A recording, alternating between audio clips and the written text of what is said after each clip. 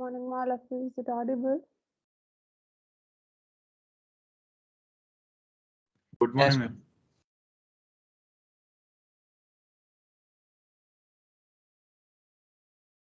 So, two modules are finished. So, today we are going to start our module 3, that is a decomposition technique. So, this technique it talks about how to decompose the data. Okay, how we are trying to achieve parallelization by having the data decomposition. Okay, we have different kinds of decomposition techniques that we will see here, and some more load balancing techniques. Those also we will be discussing in module 3. Okay, and we will have quiz on as I have already given in WhatsApp tomorrow 4 to 5. Okay.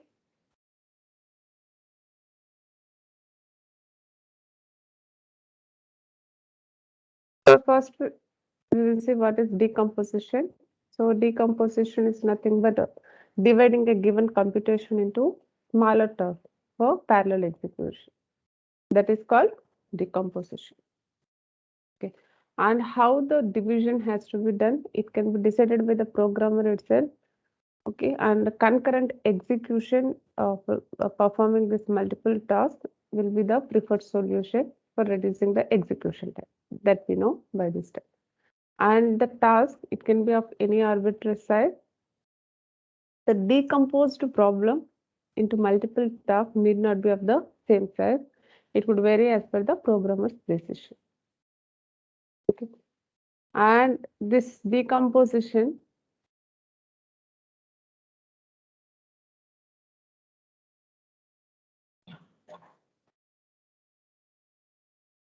okay. It can be for task decomposition, we can use either task dependency graphs and task interaction graphs where we can see the dependencies between the tasks. So this task dependency graph, it is the abstraction that has been used for indicating the task dependencies. What are the dependencies between the tasks and what is their order of execution? So that can be represented using this task dependency graph. It will be a DAG, that is directed acyclic graph, and here the nodes will represent the tasks and edges will be representing the dependencies between those tasks. Okay, and the task when it is a representing node, it can be executed only if all the tasks connected by incoming edges have been completed. If I'm assigning a task here, some T, so it is having some 3 incoming edges. Okay, until these 3 has been completed, this task we can't execute because this represents the dependencies on other task. So this task T, it is dependent on some other 3 tasks. So once these 3 has been completed, then only we can go for this execution of this task. And the task dependency graph, they can also be disconnected also, and the edge set of it can be empty in the case of matrix multiplication, where each task will corresponds to entries subset of the final product of the matrix. So it can be disconnected graph also, that you have to understand. So if you see the examples, first example, we will take multiplication of n by n matrix. So we have a matrix M and we have a vector V and we are getting the output vector R. So we are multiplying this matrix M with V and we are producing the result R.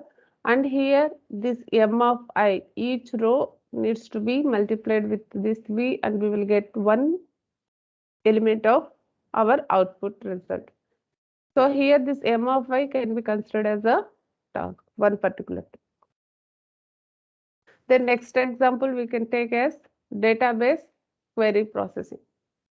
So if we have the database of some flower cells, each row in the table will represent a record which contains the data related to the flower, such as flower ID, category of the flower, and the year of sales related to those flower, what is the color and what is the sold quantity.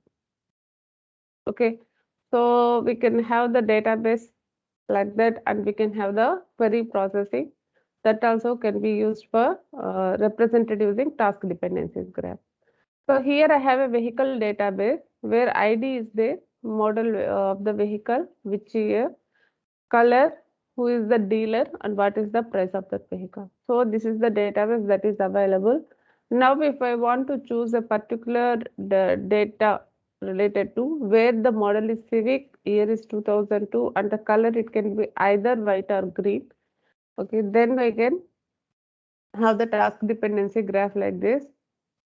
Okay, so this is the task dependency graph for visualizing the query. First, what we will do is that the model which having the maximum, so the IDs 2 and 5 are having the maximum model 2 and 5.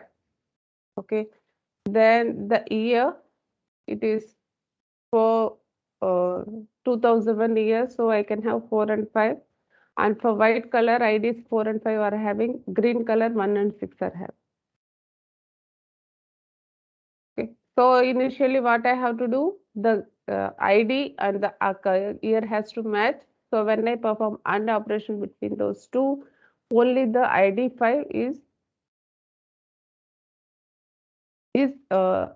having the maximum and 2001 year. Okay. And if I, because the color also I choose either white or green, so I can take OR operation between them. So all the IDs 1, 4, 5, 6, which are having green and white color, we can have all the data. And if we perform the AND operation between these two, maxima and this 2001 and white or green, then if we see the only the ID5 is common between these two data, so we will get our output. So when the ID5 is having the model maxima, year is 2001 and the color is red. Okay. Similarly, you can perform for this Civic also. Okay. So if we perform for here Civic, we will get only one ID. Okay, because it is only the matching related to this particular operation. And for this maxima and 2001 white or green, the ID5 is matching.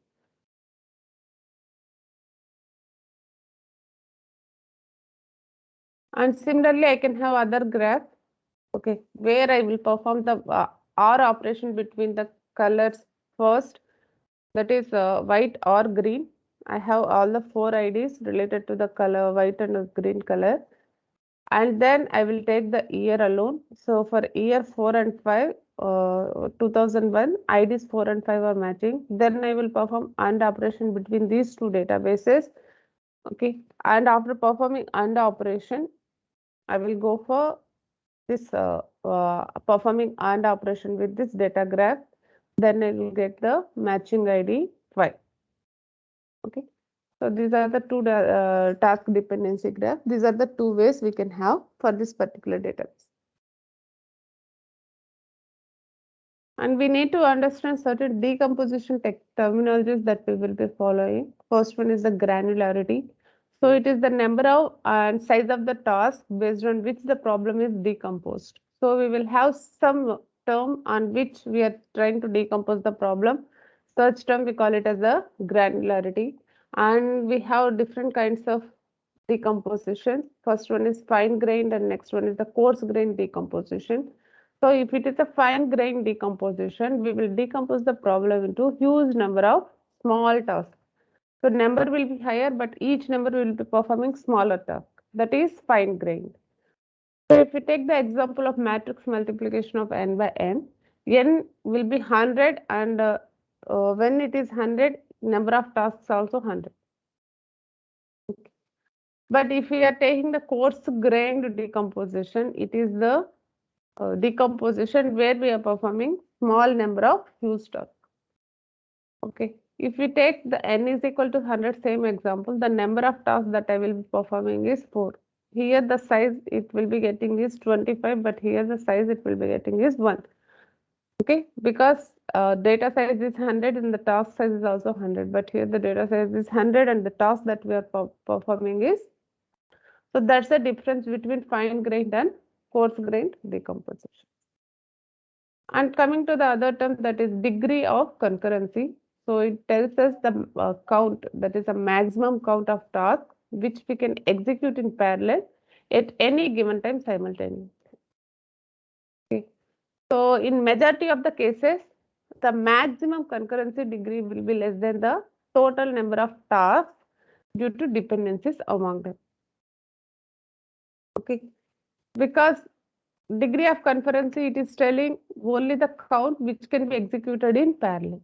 Okay, so if there is dependency, we can't execute them in parallel. Because of that, the degree will be less compared to the number of tasks. And then the maximum concurrency degree for the task graphs 1 and 2 will be 4, because we are computing the vehicle information based on 4 database entries in parallel. Okay, so you can see the graph. So we are having 4 entries in parallel. And then in general, the maximum concurrency degree will be always equal to the number of leaf nodes in the tree structure, where the task dependency graph indicates the. And then coming to the another term, that is average degree of concurrency. So this is the average count of the task which can run concurrently throughout the entire program execution duration. Previously, it was, we are not considering the average count, it was the maximum count. If we are taking the average count, it will be average DOC. And the maximum and average concurrency degrees usually will be increasing if the granularity is small. If we take the example of matrix multiplication n by n, when n is 100 and the tasks are 100, so it is having smaller granularity with a high degree of concurrency. But if you take the matrix size 100, number of tasks as 4, it is having large granularity but smaller concurrency degree.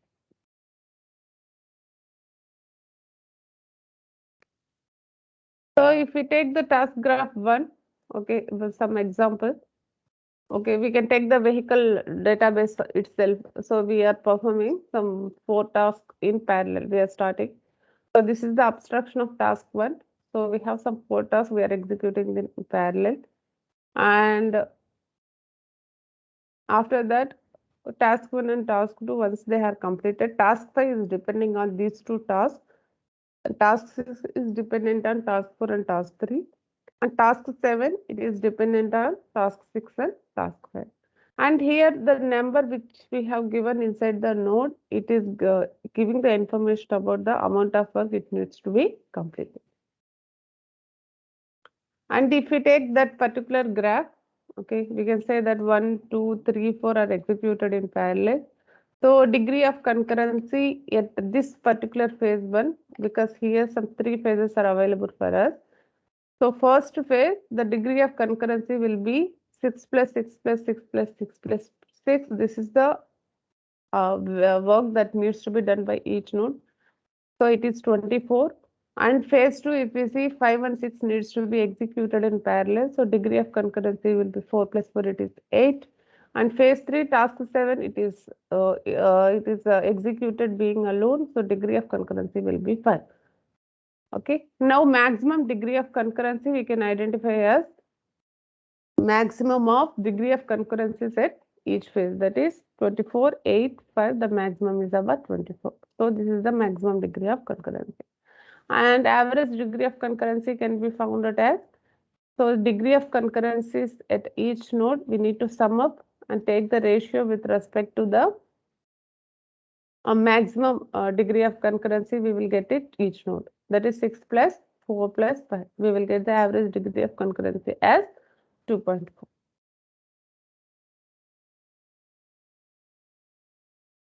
So if we take the task graph 2, that is where we have taken only the color information. First we have performed our operation and then we have gone to the year and then to the model. Okay, so this is the abstraction of task graph 2. Here we can see that task 1, 2, 3, 4 are being executed in parallel. We can execute them at one instant. Then task 5, it is dependent on 2 and 1. And task 6, it is dependent on 3 and 5. 7 is dependent on 4 and 6. So if we see the average degree of concurrency for this node, So because we are executing these four tasks in parallel, so degree of concurrency will be 24. And in phase 2, only one task will be executed in parallel. Degree of concurrency is 4. Task 6 will be done alone in phase 3. So degree of concurrency is 6. And task 7 will be executed alone in phase 4. So degree of concurrency is 8. So if we take the maximum degree of concurrency, it will be 24. And average degree of concurrency, if we see, it will be about 1.7. And then coming to the critical path calculation. So the feature of a task dependency graph is that we can have the calculate the average degree of concurrency for a input granularity, which is called as critical path. So the sum of weights of nodes along the particular path is called the critical path length. If we are having shorter critical path, then we will have higher degree of concurrency. And the critical path length of task dependency graph will be 15 and the task dependency graph will be 24. And the factor which limits to ability to yield unbounded speedup is interaction among the tasks, which is running on various processes.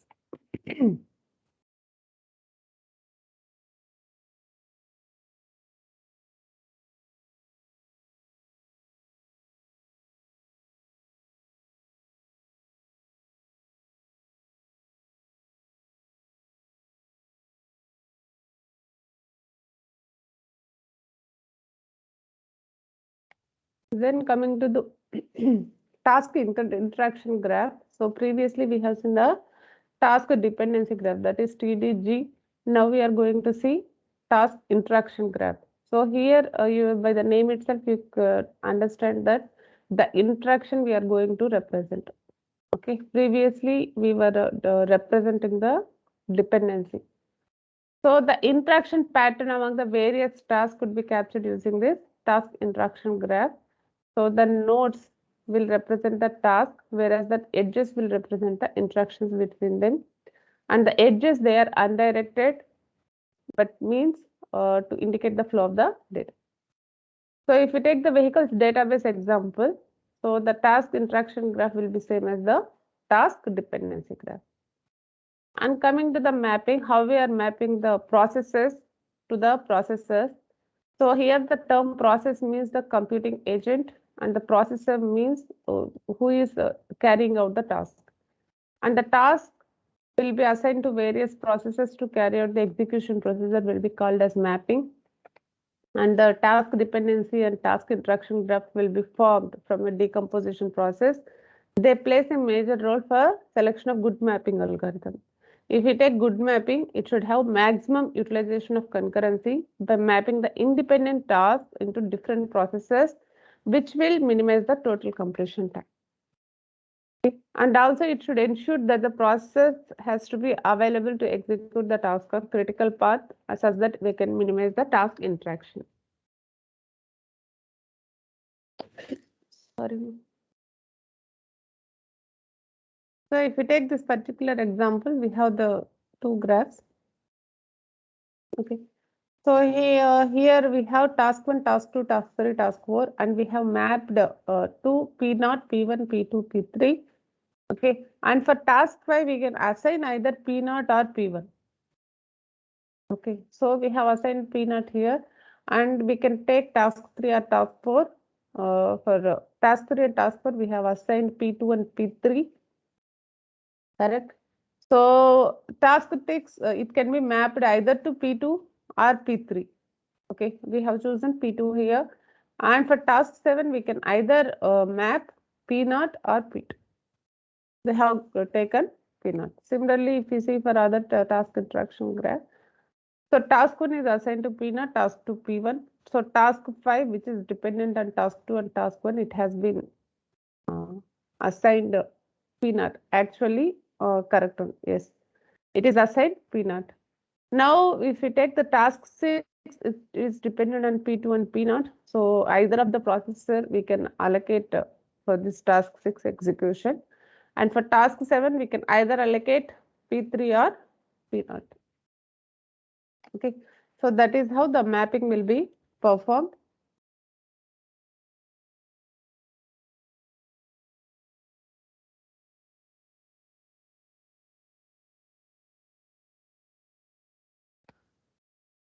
Then coming to the decomposition techniques, we have recursive decomposition, data decomposition, exploratory decomposition, and speculative decomposition.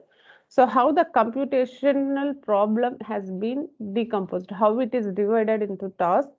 So it can be done based on these 4 methods. So first one is recursive decomposition. The name itself tells us that we are recursively we are trying to decompose the problem. So it uses divide and conquer strategy. So the main problem is divided into group of sub-problems, and then each sub-problem will be split up by applying the same division strategy. So this strategy will achieve concurrency by nature. Examples are quicksort, merge sort. So we know how we will perform the quicksort. So this is an example of quicksort, how we will perform recursively based on that pivot element.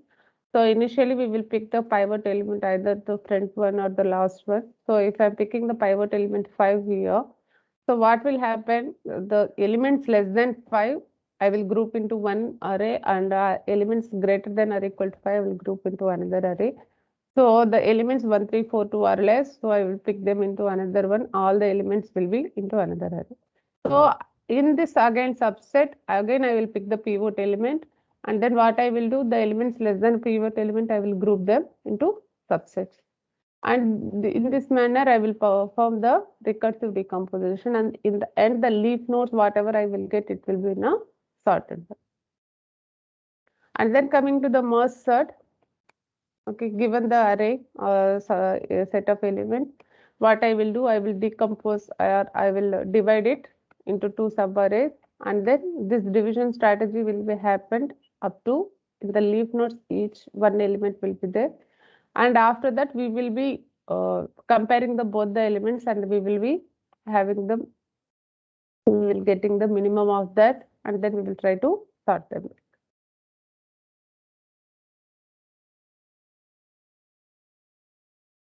So the merge sort function, it repeatedly divides the entire array into 2 parts until the sub-array of size 1 is reached. Once the size p equal to r is reached, the merge function plays the role to combine the sorted array.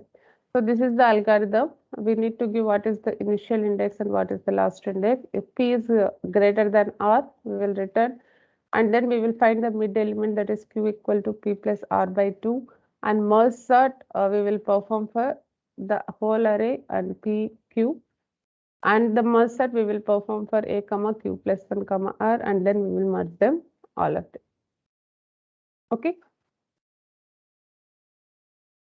and then minimum of array also we can perform recursively. So this is the serial implementation of minimum of array. What we will do, for all n elements, we will compare each element with the other element, and we will get the minimum.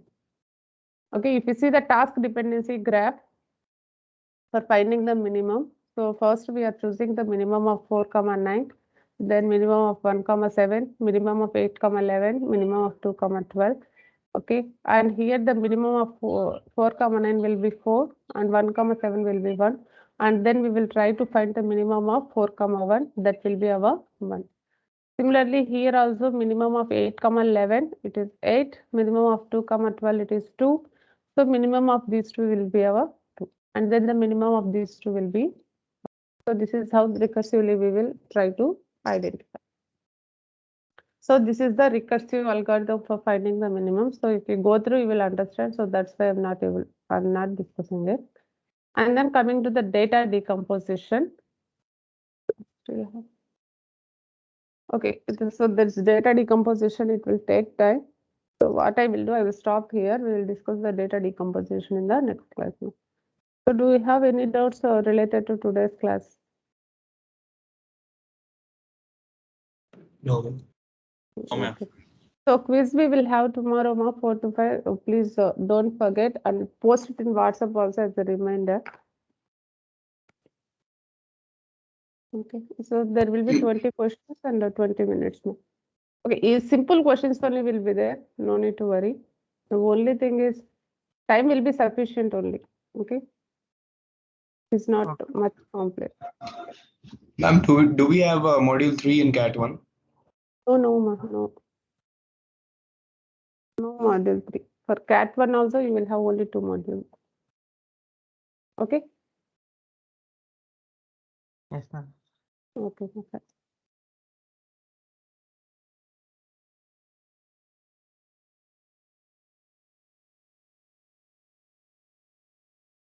Ma, all of you answer your attendance, man. Neelkant, Present, ma'am. Jignesh, Present, ma'am. Ayush, Present, ma'am. Ishwar Reddy,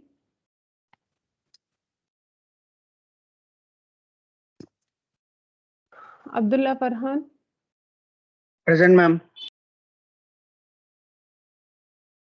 Bhavraj, Present, ma'am. Yash, Yes, ma'am. Nivas, Present, ma'am. Parth, Present, ma'am. Nidhish,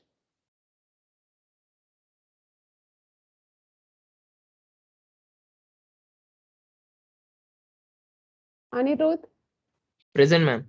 Sairam, Present, ma'am. Srinath, Present, ma'am. Saurabh, Present, ma'am. Somesh, Present, ma'am. Sai Nitin, Present, ma'am. Satya Sri Narayanan, Present, ma'am. Sai Raghavendra, Present, ma'am. Harika Sai, Present, ma'am. Vaibhav, Present, ma'am. Sanjit Kapoor, Present, ma'am. Nan, Present, ma'am. Abhishek, Present, ma'am. Jitendra,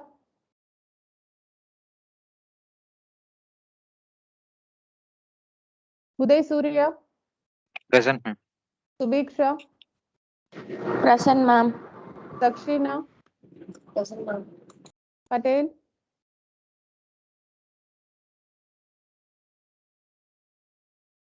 Manav, Present, ma'am. Saravanan, Present, ma'am. Srivardhan, Present, ma'am.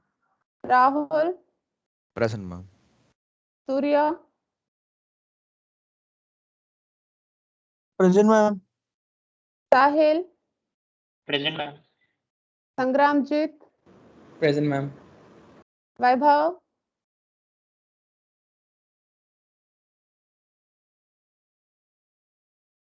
Sai Pritam, Present, ma'am.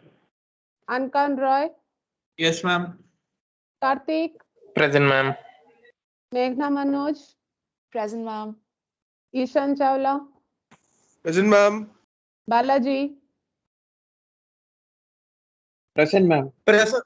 Mohit, Mohit, Shyam, Present, ma'am. Sriram, Present, ma'am. Praneeth, Present, ma'am. Avinash, Present, ma'am. Akash, Present, ma'am. Remita Astin, Present, ma'am. Meghna Manoj, Ma'am. Mohit present. Present, ma'am. Shahab. Harish, Present, ma'am. Anupama, Present, ma'am. Balaji, Present, ma'am. Maharshi, Present, ma'am. Harish, Present, ma'am. Jayant,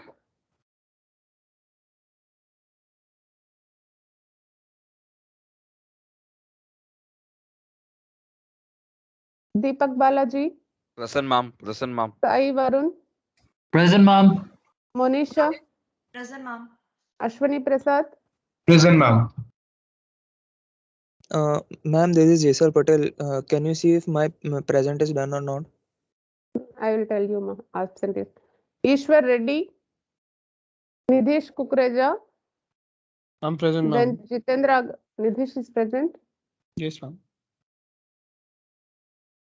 then Jitendra Agarwal, Ma'am. Jitendra. okay, then Patel present, then Vaibhav, Madineni Jayant. Anyone present there? Jayant and Vaibhav? Okay. Those are the absentees. I'm saving that. So if you have any doubt, you can stay, ma. Otherwise, we can leave because that data decomposition, it will take little bit, some 20 minutes it will take. Okay. We will start in the next class, data decomposition.